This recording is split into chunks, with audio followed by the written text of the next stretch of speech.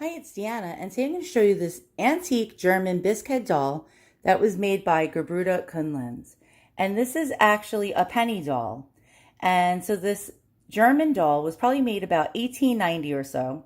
And this was sold in candy stores and marketed to young children who had some loose pocket change.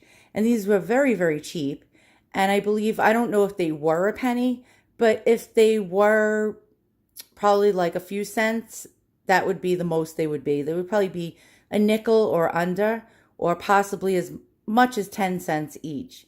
And so this is really interesting. She has a bisque head, and she has an open mouth with teeth, and she has glass eyes. She has actually a human hair wig, and she's missing her original hat. So what I did was I had placed an antique frayed silk bow or ribbon in her hair for now. Her wig is pretty sparse, and she's missing a lot of hair.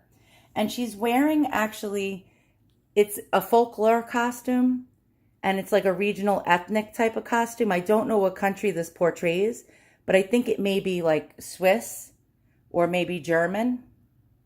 But as you can see, she's a delightful little doll, and she has little glass beads around her neck. I don't know if that's some kind of garnet or some kind of coral, but that is adorable to see an old doll like this that has a little necklace this size on.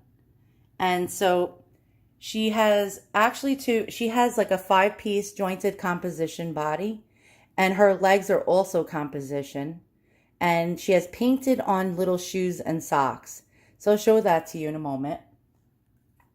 Actually, let me show you what the back of the doll looks like. And you can see her wig is pretty sparse. The markings are down here. Let me see if I can zoom in on that. You can't really see it because her wig is covering it right now. But this is clearly a Kuhnlenz doll. They were known for making these tiny little miniatures. And here's the back of her costume. She has little chains on it. And again, there's that little necklace, that beaded pretty little necklace.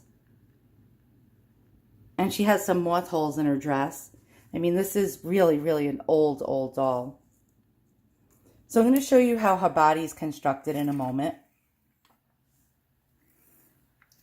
Her head is a little wobbly also, but I don't know how to restring these type of dolls, and I'm really not going to try to attempt it, because while she's still together, if I try to restring it, I might screw it up and might not be able to get her back together again.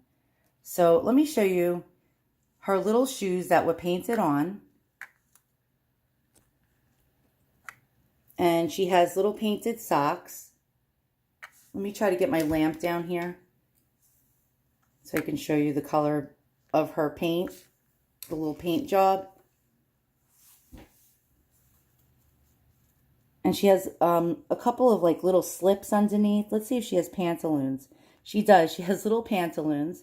And she has little heeled shoes, and they're like in the Mary Jane style. And you can see the little lines for the socks. And her little arms are peg jointed as well, and they're composition. And this is really, really an interesting looking old doll.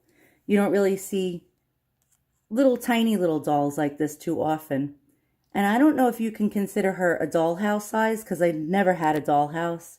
I'm probably the only little girl that actually never had a dollhouse in her whole entire life, because I wasn't interested in playing with dolls when I was a little girl. I was like such a tomboy. I used to play with cars and all sorts of like boy things. Although now that I'm older, I really, really, really like dolls. I guess I'm making up for it.